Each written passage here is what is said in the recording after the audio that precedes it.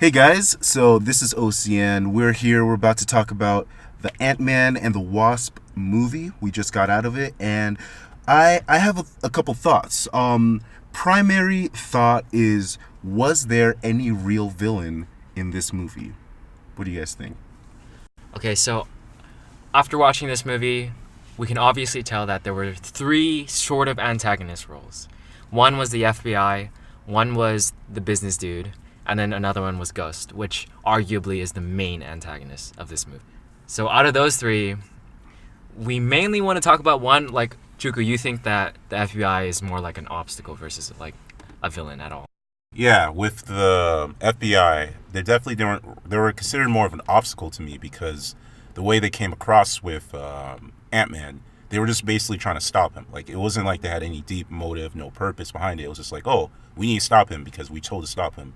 So because of that and the way it was come across, where it didn't really like, again, no deep agenda, no setup for anything bigger planned with him being stopped, because they just had to do their job. It didn't really come off as like a villain. It was just like an obstacle.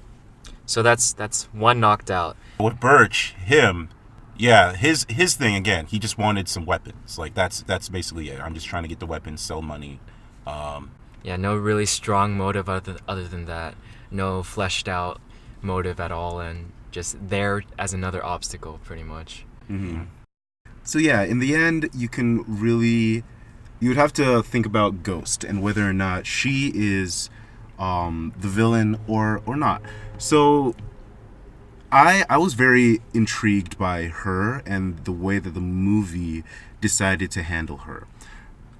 As I was watching the movie, what came across to me was that this was a character who, if this was a completely different movie, she could be played as the hero. Like, she could have been it could have been this terrible story of this girl whose parents died. She had the tragic superhero origin story. Her parents died. And she got superpowers in this crazy accident. And, you know, the government took her and, like, they did tests on her. They made her their own special pawn to be used, and she breaks free from the government and is now, you know, doing everything that she can to find a way to save her life. Yeah, it's just survive. Exactly. It becomes a survival story. And then you have the lovable Lawrence Fishburne, who's there by her side to help her in her time of need. I think that if this was a different movie, she could have easily been the hero, which was, I mean, for me, it was very interesting to see that. Like, this isn't really an evil character. This isn't a villain. This isn't somebody who's just, you know, mustache twirling, bad guy that will do whatever he can to, take care of the superhero. Yeah, not the usual Marvel villain, basically. Right.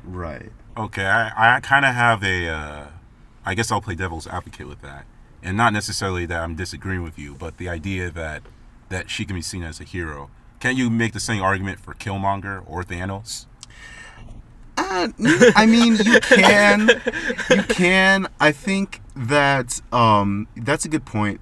Thanos. So the thing with Thanos is his whole goal is he's trying to kill half of the people on the earth. So, like, I mean, you can have that thing. I think it's more of like the villain thinks he's the good guy, which is not necessarily the same thing as the villain could have been the good guy. So, like, in this movie, like I said, you play it differently. She could have been the hero of the movie. I don't know if there's a movie where Thanos could have necessarily been the hero, because his goal is, I want to kill everybody. I agree with OC in this one. We made another video about, like, his philosophy, and his philosophy is basically bogus. And this girl's philosophy is just she just wants to survive. That's it. Mm-hmm. Okay. And then with Killmonger, it's kind of the same thing with Thanos, in that his end goal, he wants to supplant the king of Wakanda and he wants to cause a revolution among the rest of the world. And it's not really like, there's no really good way of playing that up as the hero of the story.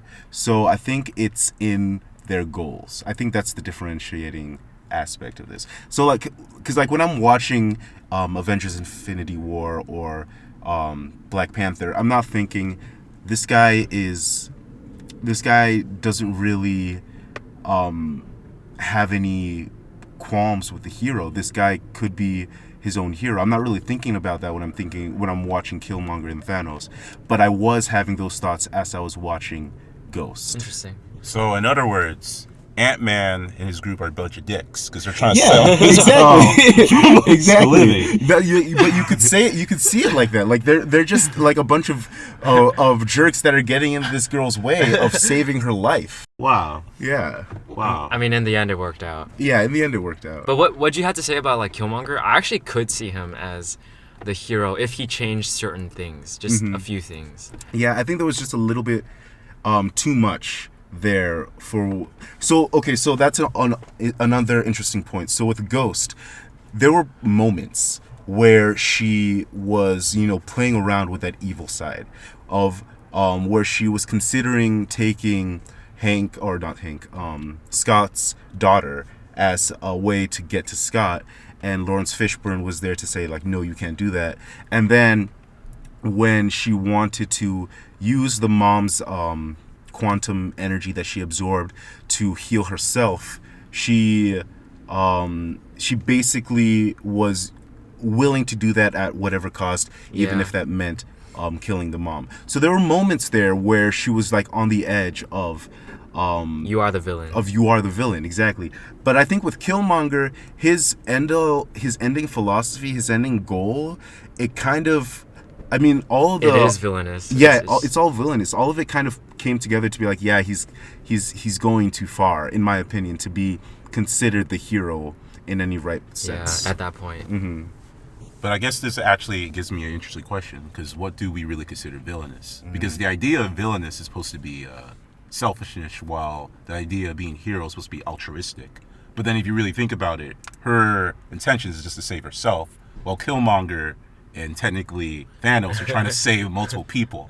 So in theory, Yeah, that's a good you can point. make the good argument what is villainous. So that's a an good interesting point. I question think- right here. Yeah, that would be interesting to think about what makes a villain. Because yeah, if you do look at that, Ghost is definitely motivated by selfishness, for sure. Yeah, but I think at one point we talked about this before, but you said that the point of an argument is to seek the truth, right? And in terms of just apply that to this, and even if your philosophy is altruistic, if it goes against the truth, like you think it's altruistic, but obviously it's not, it's against the truth.